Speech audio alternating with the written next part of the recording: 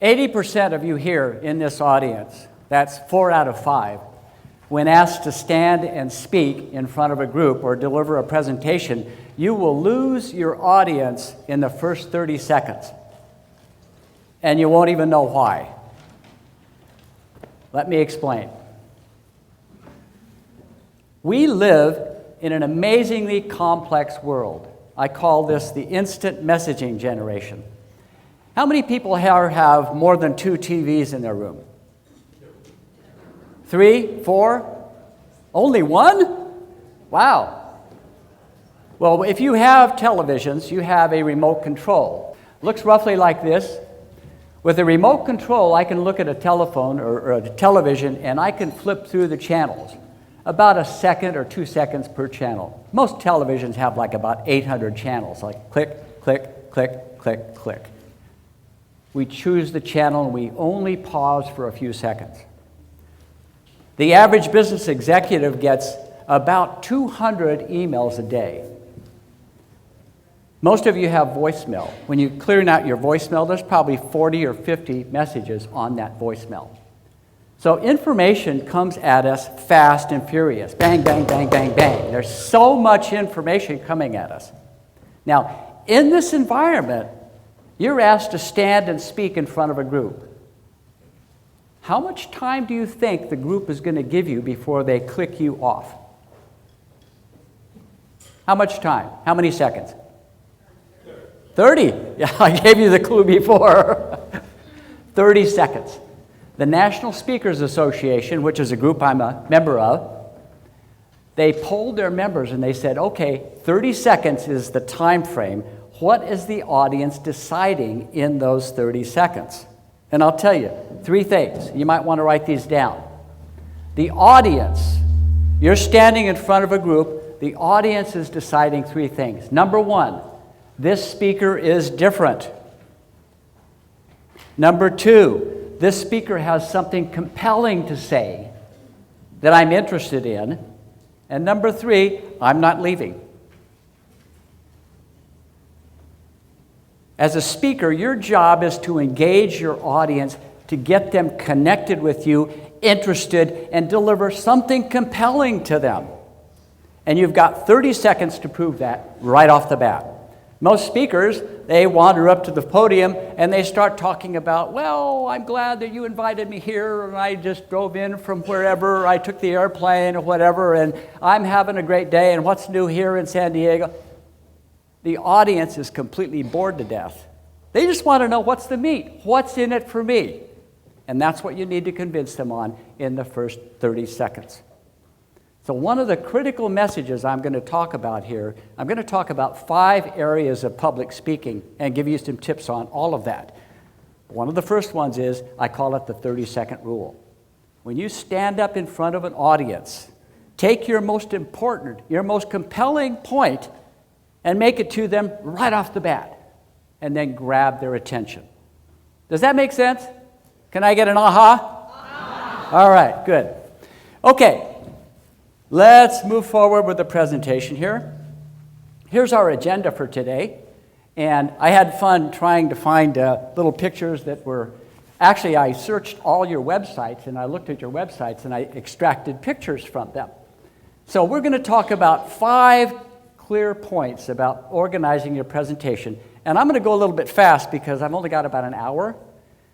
If you'd like to hear more and dig into much more details and have some exercises and drills, we have a workshop that we're going to be doing this afternoon downstairs at 12:45. That's a 2-hour workshop.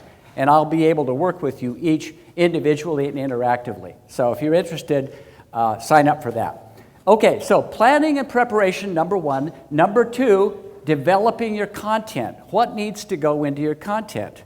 Number 3, how do you overcome the 3 most important, most common barriers to speaking? Number 4, how do you add energy to your presentation? And number 5, how do you connect with your audience? Because if I can't connect with you, you're not going to get anything. You're going to sit there. The people in the back are probably already, surfing the web or texting each other, right? My job is to get more important. It's more important for them to pay attention to me and what we're talking about than to surf the web. And it's a real challenge if you're a speaker, because at any point in time, people can be doing a million different things other than listening to you. Make sense? Okay, here's the 5 points. We're going to move right into this. Okay, challenges. One of the things I'm a real fan of is understanding your audience. So before I showed up on this podium, I asked for names of people that are owners of swim schools that are going to be at this presentation. I called them all up, and I interviewed them. I said, what's most important? What are your biggest challenges with regard to speaking? Who do you speak to? You know, what are your challenges? And they told me. So I compiled them onto this slide right here.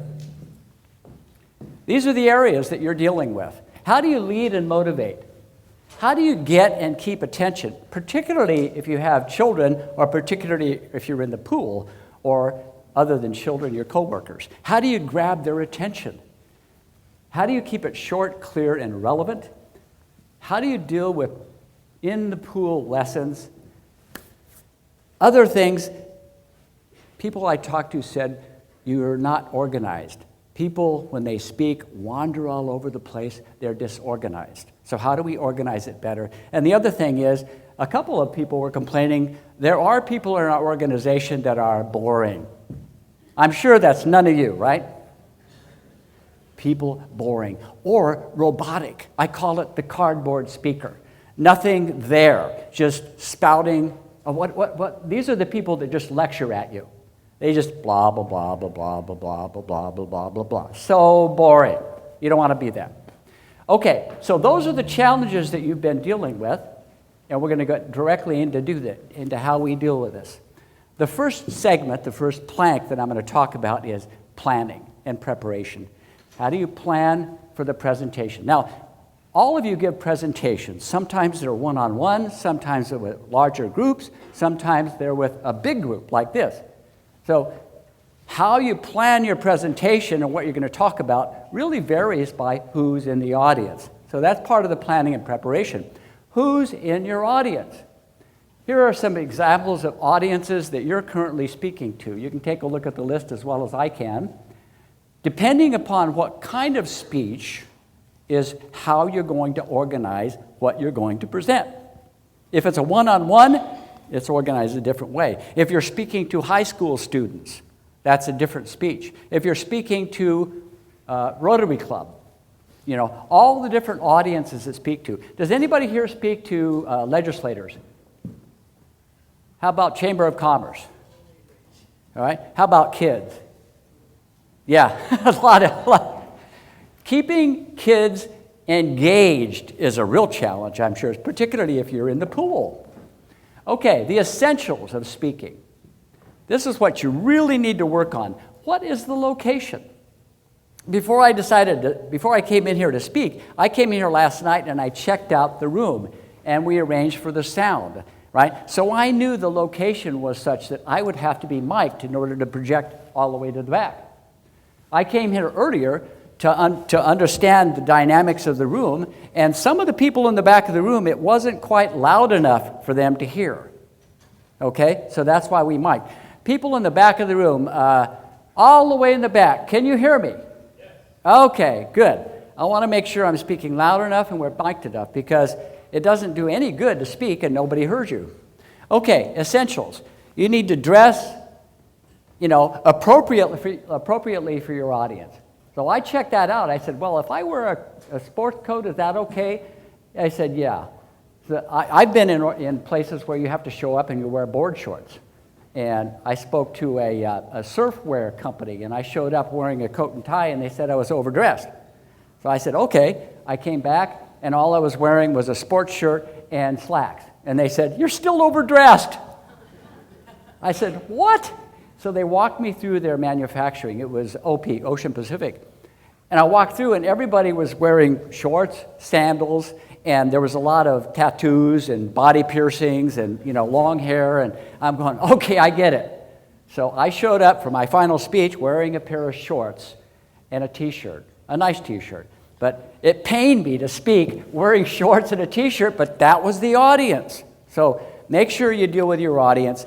Have an introduction. Do your visuals. Now, your visuals should be coded to the organization, and they should be easily understood.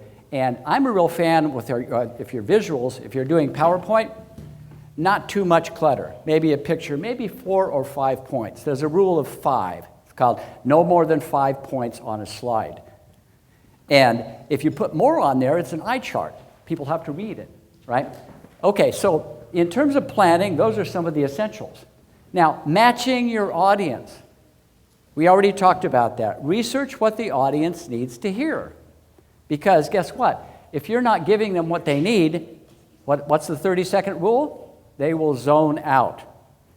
There's another rule called the 2-minute rule. The 2-minute rule is solicit feedback from the audience. Get them, ask a question, have them raise their hand, have them lean forward. Because if you're not engaged with your audience, nothing's happening. Okay, so understand their terms and their lingo, join their world, speak their language. Okay, preparation. So you've got the room figured out, you've got the logistics, you've got the dress, you've got the timing, you've got the AV, you've figured all that out, and that's part of the plan. Okay, next step, how do you prepare? You know, this gets a little bit into content, which we'll dig a little bit more deeper into. But you need to have a crystal clear objective.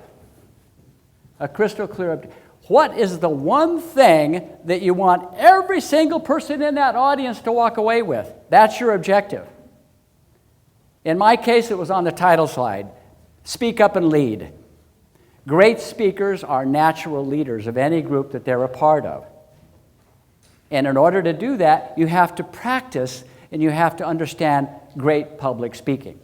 And that's what we're talking about. Style of speech, understand that. What are the 3 key messages? In this case, I extended that to 5 key messages. But there's only 5 things I'm going to teach you today, and we're talking about number 1.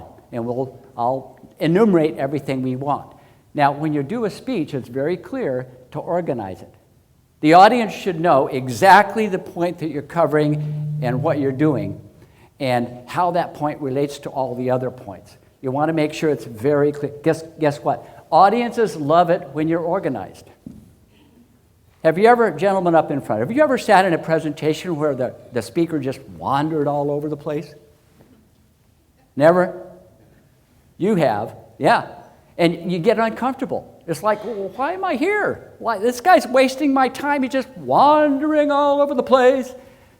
I want it tight. I want it focused. I want some relevancy. And I want to have something that is compelling and something that's educational or interesting. Okay, and you need to practice it. Okay, so let's dig more into. So that was planning and preparation. That was point number 1. We're going to go to point number 2, developing your content. How do you do that?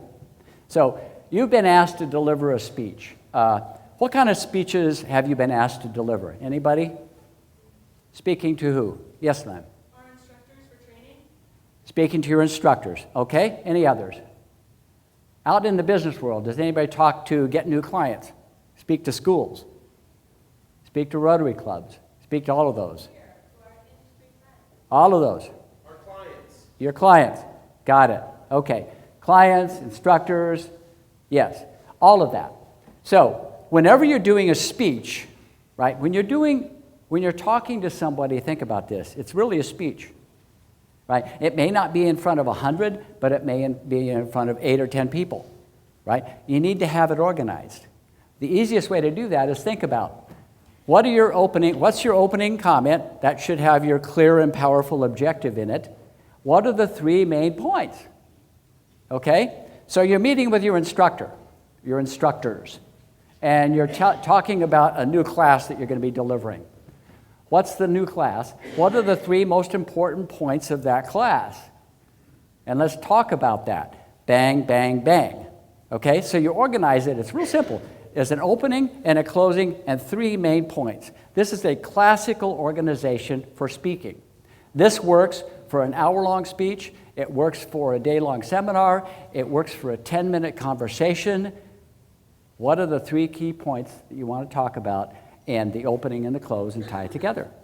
Okay? So that's a simple organization that you can do on any type of a speech to anybody. Okay. Content. It's got to be interesting. It's got to be compelling, got to be educational, relevant. Okay? When you're speaking to your instructors, what are you trying to convey? Is it educational? Okay, educational. Is it persuasive? You're trying to persuade them to do something? Okay? So however you want to structure it, you want to do it that way. Persuasive, could be thought-provoking. So again, depending upon who you're speaking to, okay, and how you're speaking, you want to organize it, and your content has to be in that area. Whoop, I pressed the wrong thing. There we are. Okay, supporting material.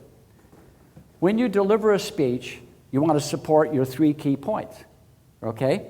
So let's, somebody give me a topic, a quick topic that you can speak on. Gentleman up front, give me a topic on any subject. Staff retention. I'm sorry? Staff retention. Staff retention. Okay.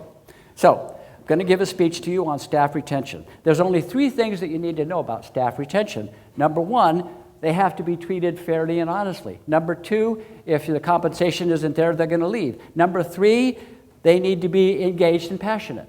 Those are the three key points. Now let's talk about that. Bang, bang, bang. You see, you gave me a subject. I came up with 3 bullets. They may not be the ones you would come up with, but those are the 3 most important things, and now let's talk about it. Each point is supported by material. You could have stories about it. You could have visuals like these are. You could have music. You could have videos, facts, testimonials. Any point that you make in a speech, you need to support it. Okay? So you outline your speech that you want to talk about, and you say, well, I'd like to talk about the moon is made of green cheese, right? I'm going to persuade you that it's made of green cheese. Here is my supporting material. I've got a video about it. I've got testimonials about it. I've got history about it, whatever. So each point is supported by material. Then you put that there. Okay. Now, most important on your speaking, on content, is it must be valuable. And it must be valuable to the person you're talking to, not to you. Let me repeat that. It's got to be valuable to your audience, not to you. Oftentimes you see people speaking about things that are important to them. They're passionate about it. It's important to them. It really means a lot to them, but the audience doesn't care. So make sure you understand what's important and what is valuable to your audience, and when you do that, now you've got it. Now, when I did the fact-finding, I asked the people that I interview with, I said, what's valuable to you? And that's what I put on that slide. So it's valuable to you to be entertaining, compelling, good leaders, motivational, all of those things, right? So understand the value you bring. Now, I'm a fan of reading and listening to and watching videos of great speeches. And if you haven't done it, go back and watch Matthew McConaughey's acceptance speech for the Oscar that he had. I think it was about 10 years ago. And it is a great speech. Most often you go to, if you still listen to Oscars, a lot of people don't anymore, but if you listen to these award programs, you get these people that are supposed to be great speakers, and they come up and they go, blah, blah, blah, blah, blah, blah, blah, blah, blah, blah, blah, blah, blah. So boring, right? They don't understand that when you're at an awards, you have the opportunity to take a podium and to speak. He actually he thanked the people, and then he came up with a message and a call to action for the audience. And it was interesting and compelling and organized. In my opinion of this actor, went way up as a result. He was prepared. A lot of these people, they come up and go, well, I didn't expect this. I thought everybody else was better than me. BS, BS, BS. Nobody believes that. Come on. The single most important message you deliver. So if you haven't watched that, go back and watch that. There's other great speeches. The Gettysburg Address. The speech by Kennedy when we talked about we're going to go to the moon, right? Throughout history, there have been great speeches. So if you're interested, go back and look at those. Okay, so those are the first 2 points, planning and preparation and developing your content. Now let's talk about the barriers to speaking. You get up in front of an audience, and there are 3 barriers that can come up and trip you up. Number 1, you're nervous. Number 2, you have anxiety. And number 3, lack of confidence. Other than that, what's the problem? Nervousness. All right, what is nervousness? Anybody? What is nervousness? Over here, gentleman, lady in the back. What? Yeah? Nervousness. Yeah. Sweaty palms. Heart thumping. Oops. Heart thumping, right?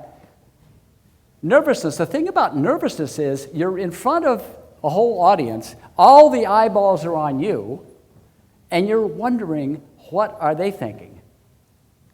You start to fantasize. Whoops. Nervousness. Here are some points. You assume that your nervousness shows.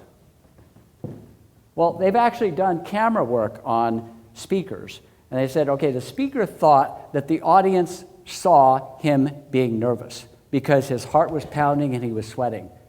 The audience doesn't see that. The audience doesn't know that you're nervous. But how many speakers have you seen get up in front of a group and they go, oh, I'm really nervous? Why would you say that? Why would you call attention to yourself and a problem that you're having? It doesn't show. We think nervousness shows. Oftentimes it doesn't.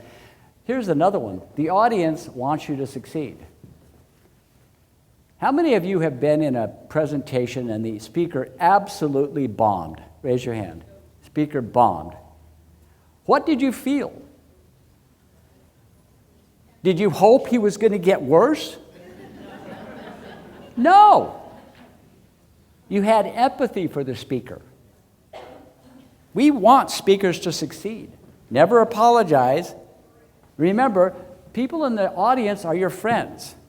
Now, if you're speaking in a group, and I realize if it's just a small group in your company, that's different. But if you're speaking to an outside group and you don't know the people, it's always best advice, get there an hour early, shake hands with as many people as you can, smile at them, have them smile at you. Guess what? When you're speaking, now you know there's some friendly faces in the room. People that you know, people that you've met, people that you talked to. Guess what? Now you're not so nervous because you're among friends. So it's important. Part of your preparation, meet people, shake hands, smile at people. And finally, I've coached a lot of speakers, and it's amazing how many times our head goes light and we lose track of what we're going to say. And we just lost it. It's happened to me. It's happened to any professional speaker. Well, guess what? There's a physiological reason for that. Because you forgot to breathe.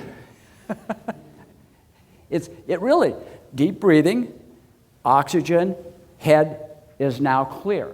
If you're tight and constricted and you're not breathing, guess what? Shuts off the flow of oxygen to your head. Guess what? Now you start forgetting things. So remember, breathe deeply. And if you ever forget what you're doing, go over, get a sip of water, and pause. Now, if you forgot where you're at, you can put your notes right here on the podium. So the audience thinks that you just needed a drink of water, but what you really needed was to review your notes and figure out what you were going to say next. Speaker tricks, things that you can use when you're speaking. Okay, let's talk about anxiety. All right, familiar room, friendly people. Anxiety is different from nervousness because anxiety is the feeling of being completely internally focused. You're worried. You're worried. Focus on your message. If your attention is, here's the easiest thing I can say. If your attention is focused on you, you're never going to be able to speak. Attention needs to be focused on the audience. Attention needs to be focused on what is your message? What can you say that's going to allow them to become more successful? What can you say that's going to allow them to be happier, to be more successful, to be more vibrant, to be friendlier, to whatever your objective is? But again, I'm looking at attention on you, not on me. If my attention is on you and what you need to be successful, guess what? I'm not worried about me anymore.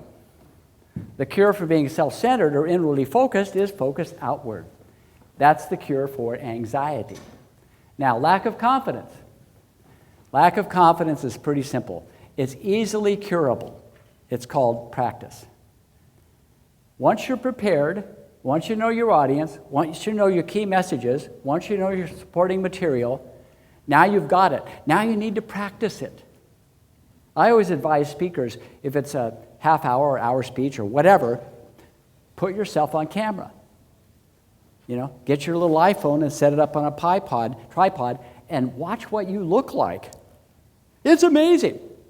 I found out when I started doing that, I have this habit pattern when I speak, if I don't watch it, is I get a real serious face. Well, audiences don't want somebody that's serious. You know, in college, they went and listened to a boring professor who was dead drop serious, right? Well, if you're out and you're at a speech, you want to be entertained. You want to have fun. So planning and preparation, remember, also lack of confidence. You're the expert. Whatever you're speaking on, if you're speaking on legislative industry issues in the swim association, if you're talking about the best way to get kids to pay attention in the pool, right?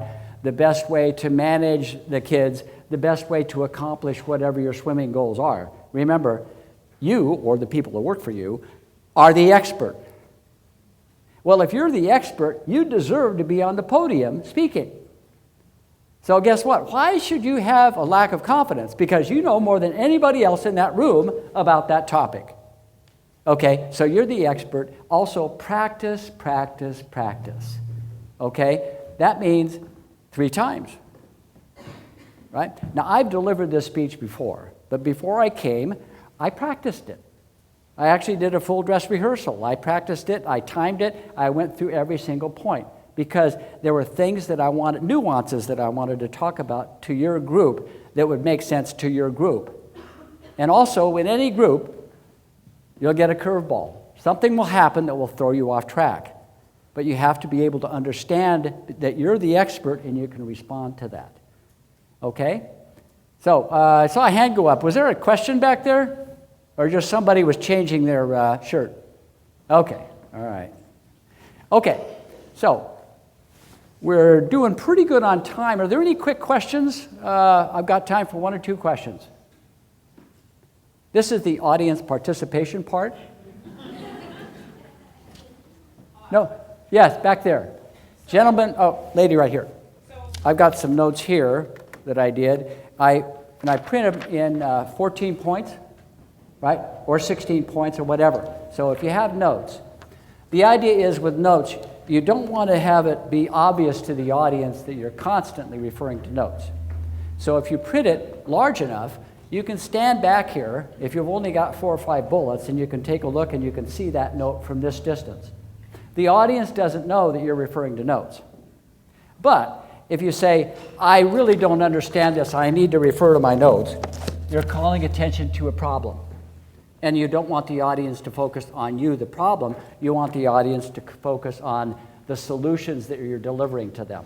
So what you want to do is bulletize your notes. So there's probably 6 or 7 key points that you want to make sure you cover, and put them on 1 sheet of paper, or some people have note cards that you can take out of and just look at, and then just look at them from a distance. Okay, so, but it's, don't call attention to the fact, don't say that this is new and I don't know this and I need to refer to my notes, right? Just say, the other way to look at it is just say, well, from time to time I might need to check something here because I have a quote that I want to make sure is exact for you, right? So put a good spin on it. Okay, one other question was back here. I'll save mine. You saved yours. Okay, thank you for saving. All right. Okay, delivery. Let's talk about how do you deliver your message.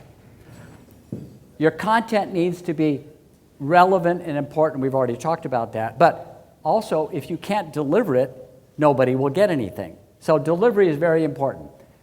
Warming up, before you stand up in front of an audience, you should warm up your voice. Now, in our workshop later on this afternoon, I'm going to show you how to do that. But if nothing else, right, practice your syllables. Practice your enunciation. Practice your pronunciation. Practice clearly speaking. In the United States in particular, we've gotten really sloppy. We talk a lot of slang. We talk about, oh, this is a good topic to talk about, and I really understand this, versus this is a very important topic, and it's important to finish the words. Finish the entire word, because guess what? People in the back of the room won't understand what you're saying because you didn't finish the word. It's very easy to get sloppy. So when you practice in front of the camera before you go out, or your dog or your cat or whatever, my cat never finds anything wrong with my speaking. Right? But when you practice in front of somebody else, ask them, how clear is the message? And if you're videotaping yourself, you can also see that very well. Okay, other ways, deliver it with energy. Okay, if you don't have enthusiasm for what you're speaking about, you probably shouldn't be speaking. The audience has rewarded you with their attention, maybe with their money if they're paying for this, with their collaboration, with their empathy. The audience is there listening to you. So it's up to you to deliver a message that you're enthusiastic about. Put energy into it. Vary your speed and your tone. See, there are times in my speaking where I slow down and I make it a little bit more intimate, a little bit quieter. There's a reason for that, because then you kind of lean forward, right? Because this is very quiet. You need to get this. And there's times where I go a lot louder. Okay? If it's the same tone for the whole speech, I'm going to put you to sleep. Have you ever seen an audience that went to sleep? Other than this one? No. If an audience goes to sleep, you're in trouble. Okay. Use body motion and connect with the audience. Okay. Vocal variety, which I was just talking about, is changing the pace of your speaking. Faster, louder, softer, quieter, different emotion. Guess what? You can speak like you're angry. You can speak like you're sad. You can speak with fear, right? Put emotion into your speaking. And there's something called the 4 E's, very important. Enunciate, emotion, enhance, energy. Put energy into your speaking. If you're not energetic and passionate about what you're speaking about, the audience won't get it either, because guess what? We transmit to the audience everything. Okay, body language. You've probably heard this, but 57% of your message is body language. This goes all the way back to the birth of man, which was like 6 billion or 6 million years ago, where Cro-Magnon man developed articulation and language, right? So mankind existed quite comfortably for millions of years, but it's only been fairly recently that we developed language. So you ask yourself, well, how did we survive until then? Body language. Body language. Grunts, groans, gestures, hand signs.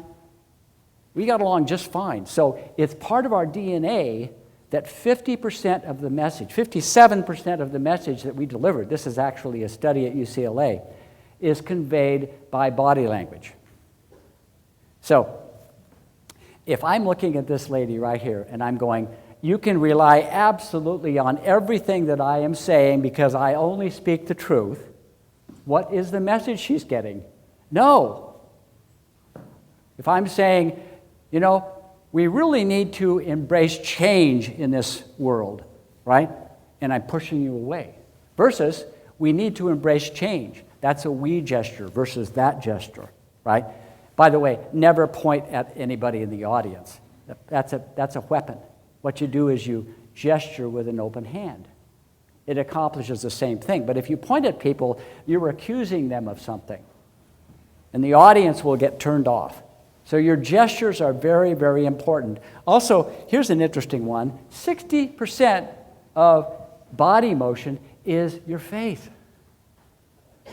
Your face. When an actor or an actress is practicing for a role, they know the camera is going to focus. There's always that point where the camera focuses and you can see their eyebrows, you can see their eyes, you can see every muscle on their face because it's focused in. Okay? the actors and actresses stand as part of the practice. They stand in front of a mirror and they practice various expressions. They practice fear. They practice anxiety. They practice love. They practice enthusiasm.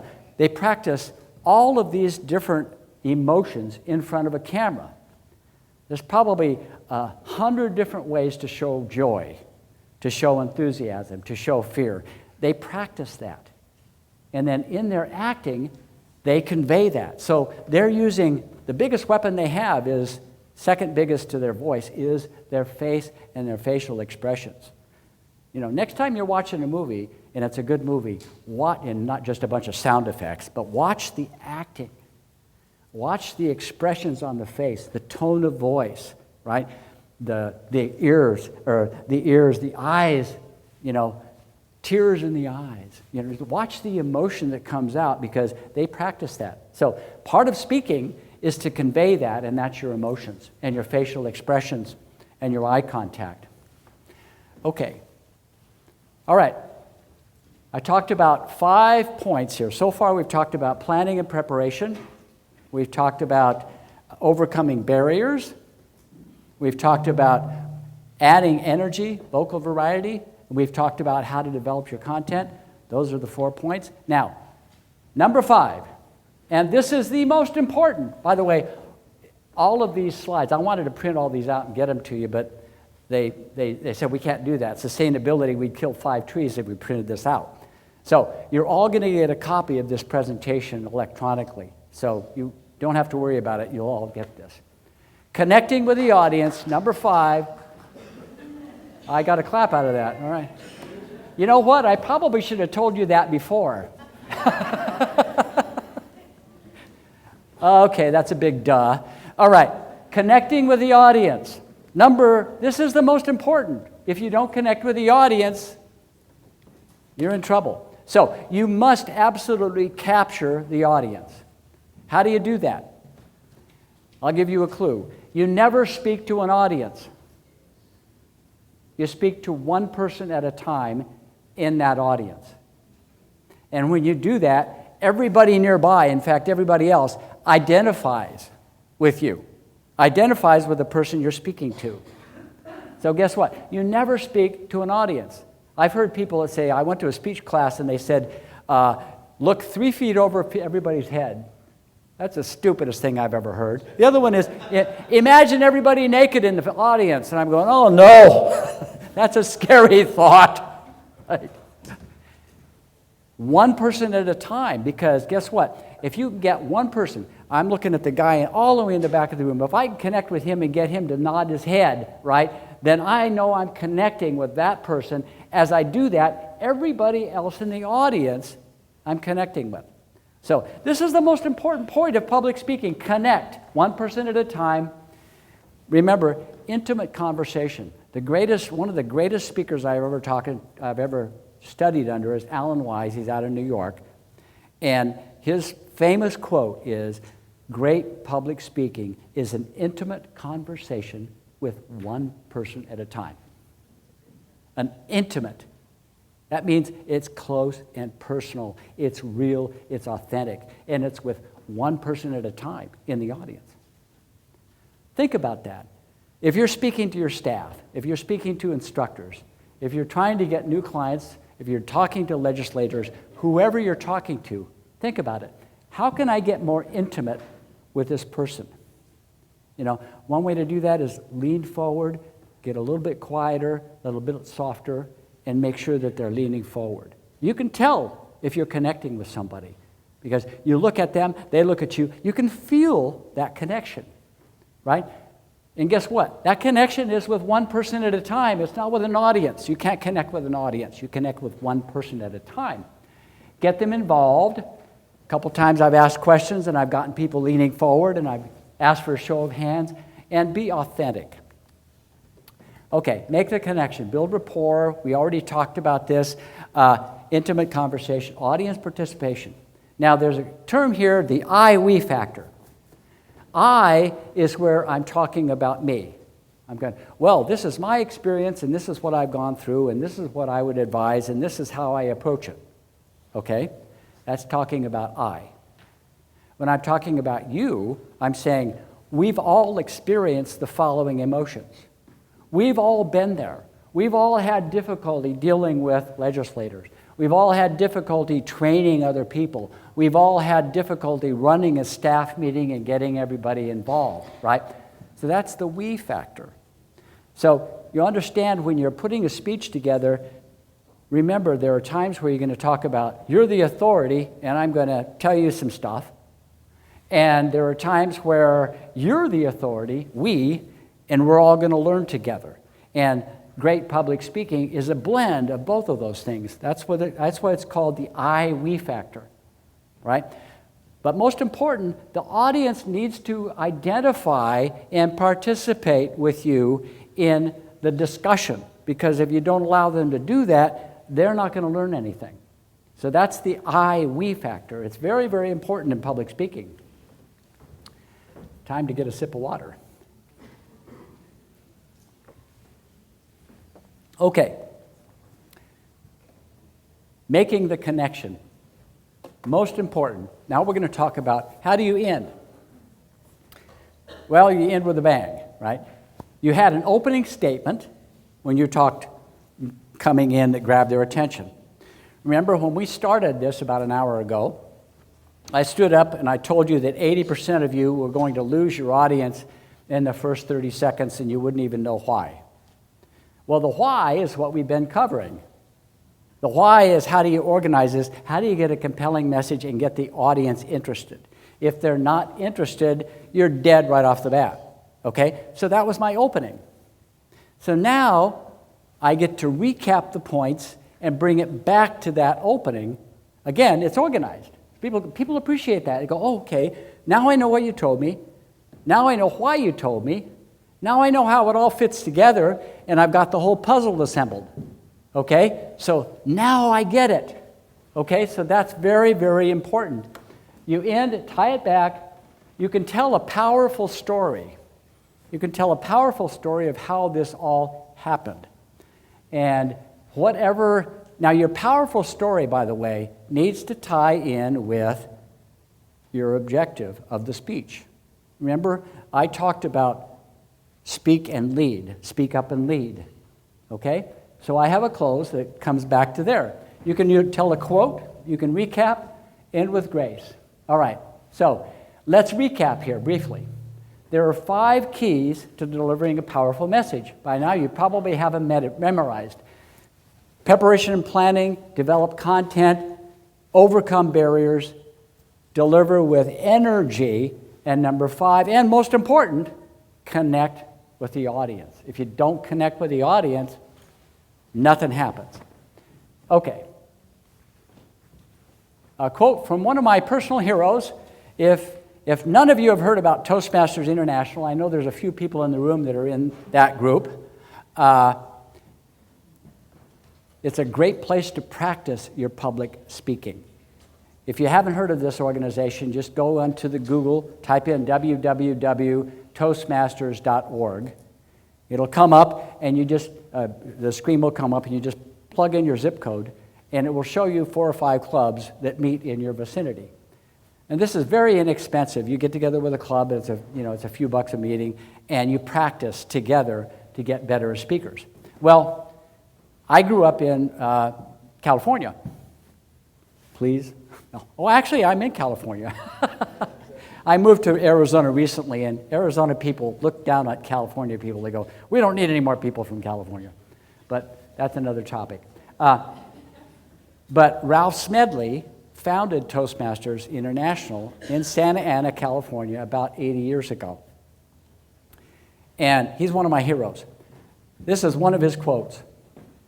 This is the basis for this presentation.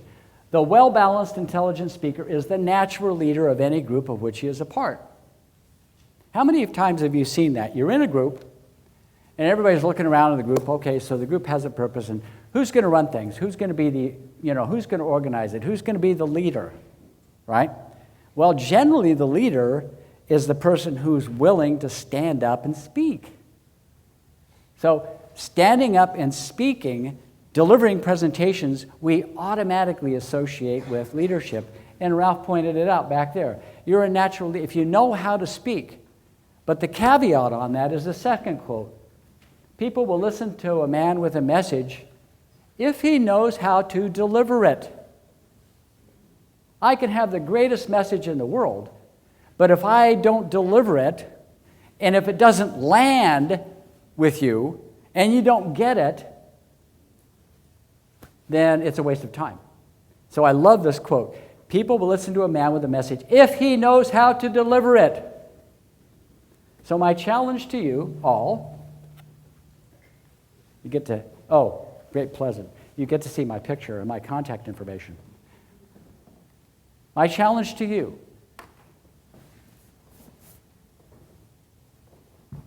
you're all leaders. You're all speakers. So get out there, speak, and lead. And remember, deliver it with all these 5 things in mind.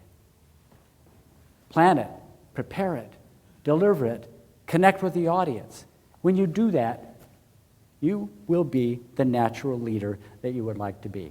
Thank you very much.